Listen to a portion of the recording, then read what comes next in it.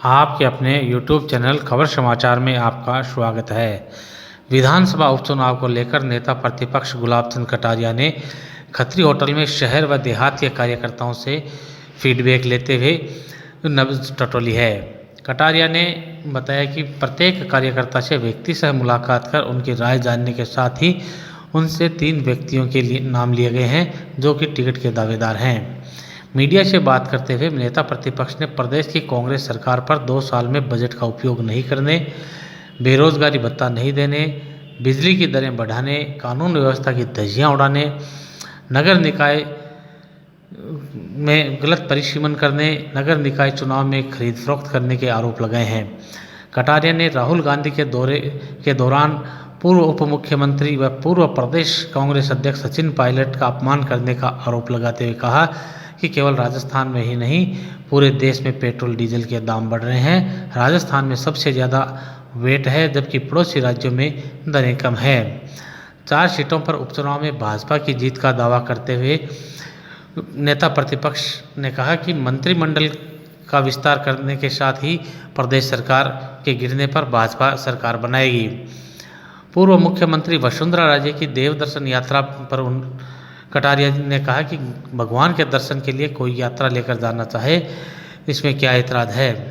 Press वार्ता के दौरान सांसद सीपी जोशी, किसान मोर्चा प्रदेश अध्यक्ष हरिराम रणवा, जिला अध्यक्ष धर्मवीर पुजारी, मंडल अध्यक्ष पवन माहेश्वरी उपस्थित थे। प्रेस वार्ता के बाद माहेश्वरी भवन में प्रबुद्धजनों की बैठक आयोजित की गई जिसमें नेता प्रतिपक्ष गुलाब चंद कटारिया, पूर्व मंत्री खेमाराम मेघवाल, जिला अध्यक्ष धर्मवीर पुजारी, प्रदेश उपाध्यक्ष व सांसद सीपी जोशी, प्रदेश उपाध्यक्ष व उपचुनाव प्रभारी माधोराम चौधरी, उपचुनाव सह प्रभारी महेश पेडीवाल, प्रदेश सह कोषाध्यक्ष पंकज गुप्ता, पूर्व जिला प्रमुख हरलाल सहारण, प्रदेश प्रवक्ता ओम प्रकाश सारस्वत, किसान मोर्चा प्रदेश अध्यक्ष हरिराम रणवा, जिला प्रमुख वंदना आर्य, जिला प्रभारी रामगोपाल सुथार, पूर्व जिला अध्यक्ष डॉक्टर वासुदेव चावला, मंडल अध्यक्ष पवन माहेश्वरी मंचासीन थे। प्रबुद्ध जन सम्मेलन में पूर्व सभापति डॉक्टर विजयराज शर्मा, वरिष्ठ नेता विष्णुदत्त त्रिवेदी, पूर्व पार्षद प्रकाश भार्गव, भागीरथ करवा, दाऊद लाल त्रिवेदी, गणेश मंडावरिया, घीसूलाल बागड़ा, प्रहलाद नारायण माटोलिया, कैलाश श्राफ, सत्यनारायण चांडक, महावीर सिंह पार्वती सर, खड़गदास स्वामी, अनिल कुमार अंकावत, गौरव इंदौरिया, अमर सिंह भाटी, नारायण प्रसाद वेदी, सुरभि पांडे, शर्मिला सोनी, राधा प्रजापत, चंद्र प्रभा सोनी, सुमन सामरिया, शोभा कंवर सहित अनेक कार्यकर्ता उपस्थित थे। ताज़ा तरीन समाचारों से रूबरू होने के लिए आप देखते रहिए आपका अपना पसंदीदा YouTube चैनल खबर समाचार। इलेक्शन है, ये सरकार की 2 साल की परफॉर्मेंस पे जनता की छाप होगी। कारण क्या है कि 2-2.25 साल में इस सरकार ने न तो अपने बजट का उपयोग किया। सुजानगढ़ के लोग ये बता दें कोई ऐसा काम आपके यहाँ हुआ हो 2 साल में जो याद रखने लायक बच्चों को ध्यान में हो कि ये हमारे यहाँ काम बड़ा आश्चर्यजनक हुआ है इसलिए इसको माने। पूर्णतः फेल। 19-20 का बजट का उपयोग नहीं कर पाए, 20-21 का बजट का उपयोग। आज राजस्थान पत्रिका ने प्रत्येक जिले के वो सारे बड़े काम जो होने थे जो अभी तक ज़मीन पर नहीं उतर आए, तो ये सरकार की बड़ी असर है। फिर क्या है कि पिछली बार जिन बातों को लेकर जनता को गुमराह किया उस पर 3-4 पॉइंट मुख्य रूप से थे जिसके कारण जो जनता ने इनको वोट दिया। उसमें पहला था कि हम 10 दिन में सब कर्जे माफ़ कर देंगे। ईमानदारी से सब किसान समझ रहे हैं कि किसका कर्जा माफ़ होने हुआ। बेरोजगारों को हम 3500 रुपये का भत्ता देंगे। कल हमने क्वेश्चन के अंदर ही आया था कि इसने एक लाइन लिमिट तय कर दी, 1,60,000 बच्चों को ही बेरोजगारी भत्ता मिलेगा। घोषणा पत्र में लिखा कि या तो नौकरी देंगे या बेरोजगारी भत्ता देंगे। ऐसे बच्चे जो एम्प्लॉयमेंट एक्सचेंज में रजिस्टर्ड है वो 16 लाख है। तो एक तरह से बच्चों की ठगाई हुई। 1,60,000। फिर कहा बिजली का पैसा नहीं बढ़ाएंगे। और कल मैंने विधानसभा में जब भाषण दिया तो मैंने बताया कि राजस्थान हिंदुस्तान में पहला राज्य है जहाँ सबसे महंगी बिजली छोटे छोटे कंज्यूमर को मिलती है और किसी राज्य में नहीं। हमारे यहाँ बिजली खरीदी जाती है, जो गवर्नमेंट खरीदती है वो 4 रुपया 15 पैसे से लेकर 4 रुपया 80 पैसे में खरीदती है और कंज्यूमर को 8 रुपये से लेकर के 12 रुपये में बेचती है। साधारणतः जो 50 यूनिट भी जिसने जलाया है उसको साल का बजट 1400 रुपया बढ़ गया। जितना पहले आता था उससे 1400 का अधिक हुआ है। और सामान्य जो घर गृहस्थी वाला भी है उसका भी मिलेगा। फिर सबसे बड़ा जो उन बेरोजगार बच्चों को जो संविदा कर्मी ऐसे राजस्थान में 3 लाख संविदा कर्मी, इन लोगों ने अपने घोषणा पत्र में लिखा था कि हम सब इनको पक्की नौकरी पे लगाएंगे। 2 साल तो इनकी कमेटी बनी हुई है, अभी तक तो कोई पक्की नौकरी का कहीं हुआ नहीं। चलो वो तो छोड़ो पक्की नौकरी तो, लेकिन वो पंचायत सहायक आज भी 6000 में काम कर रहा है। तो मैं सोचता हूँ 8 साल तक 10 साल तक कोई पंचायत सहायक 6000 में काम करे, उसका बच्चा रोटी खाएगा, दूध पिएगा कि नहीं पिएगा, केवल वो इस लालच से लगा हुआ है कि मैं आज नहीं तो कल परमानेंट हो जाऊँगा, आज नहीं तो उस बच्चे के साथ भी उसने एक तरह से छुपाई हुई। इस सरकार ने लॉ एंड ऑर्डर की जो धज्जियाँ उड़ा के रखी। कारण क्या है कि मैं सोचता हूँ कि गृह मंत्री का चार्ज मुख्यमंत्री चाहे रखे, कोई दिक्कत नहीं, लेकिन कम से कम एक सहायक मंत्री तो ऐसा हो जो डे टू डे इसकी मॉनिटरिंग करे कि अपराध की स्थिति क्या है, किस प्रकार के अपराध है। सरकार कहती है हमने फ्री रजिस्ट्रेशन किया, इसके मुझे कोई सरकार बता दे, चाहे हमारी रही चाहिए, क्या बलात्कार का मुकदमा कोई दर्ज करने ना कर सकता है, कोई मर्डर हो गया उसको ना कर सकता है, कोई लूट हो गई उसको ना कर सकता है, कोई चोरी की शिकायत ना कर सकता है। इस प्रकार की केवल और केवल मैंने सारे आईपीसी के हेड गिनाए उनको। कॉमन जो आईपीसी के 22% अपराध बढ़ा है, महिला अपराध 45% बढ़ा है, शेड्यूल कास्ट अपराध 61% बढ़ा है, शेड्यूल ट्राइब 85% अपराध बढ़ा है 18 की तुलना में। लॉ एंड ऑर्डर की दृष्टि से फिर सरकार स्थिति और सरकार का कोई भी मंत्री सही प्रकार से विधानसभा में जवाब दे सकता है। कल हमने एक क्वेश्चन पूछा था कि भाई आपने ये घोषणा की थी 19-20 के बजट में कि हम हर पंचायत समिति पर नंदीशाला खोलेंगे। अब आपको किसने सौगंध दिलाया कि बोलो, अगर जेब में पैसा नहीं, बजट का प्रावधान है ही नहीं। बिना बजट के प्रावधान के आप गौशाला खोलोगे, ऐसा कभी भी बजट नहीं आता है।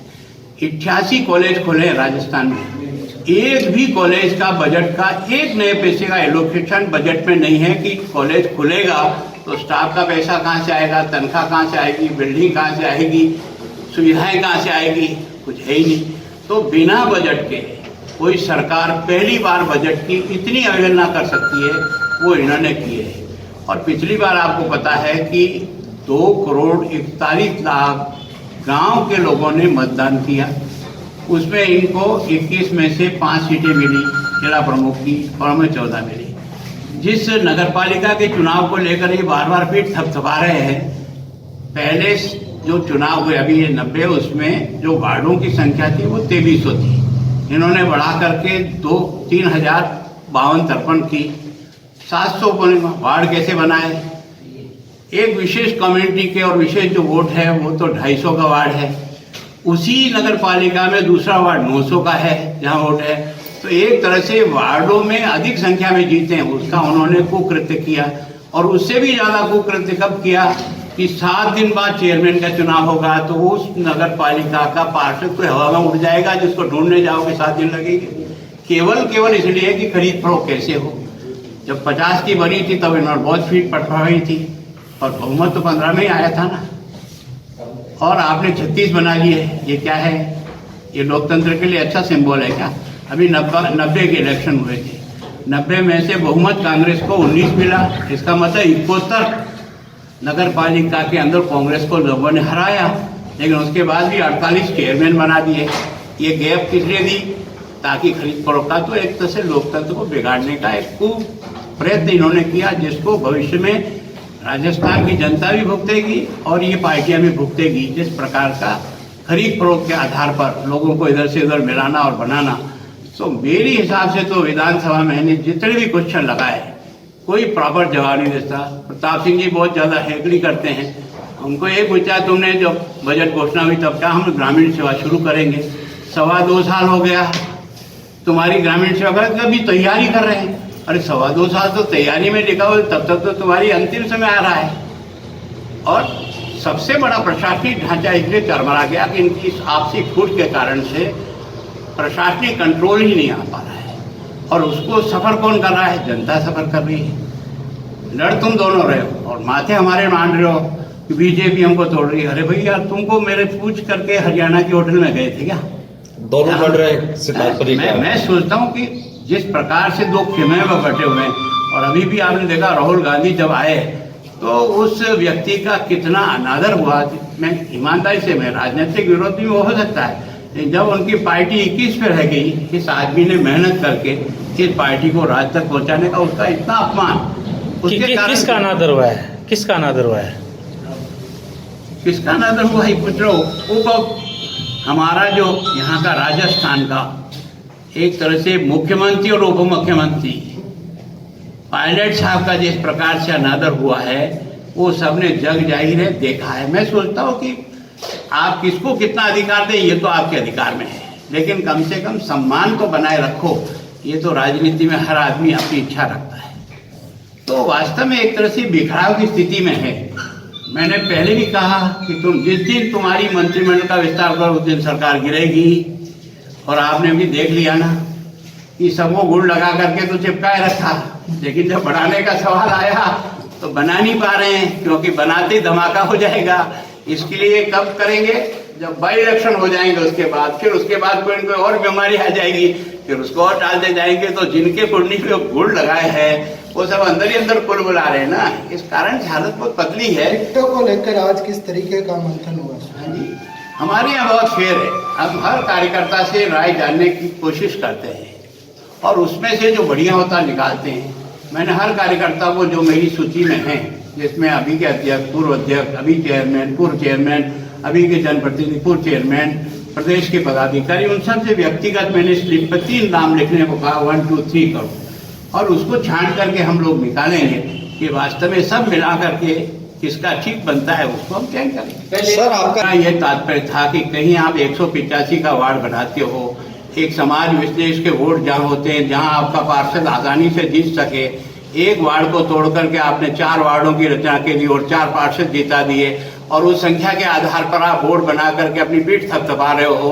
तो ये जो उस नगर पालिका में आपने जो समाज को बांटने का प्रयास किया है अपने वोटों के खातिर, उसके कारण से यह जो टकराव है, ये एक दिन विश्व भूलेगा और वो शहर भुगतेगा। भारतीय जनता पार्टी में प्रदेश नेतृत्व में भी तो आपस में टकराव है। आप कांग्रेस हमारे कोई टकराव नहीं है, हमारी पार्टी में टकराव चल ही नहीं सकता, क्योंकि हम किसी नेता की पार्टी नहीं है, हम कार्यकर्ताओं की पार्टी है। हमारे यहाँ कोई टकराव नहीं। सर, कुछ भाजपा नेता सीएम फेस की मांग कर रहे हैं।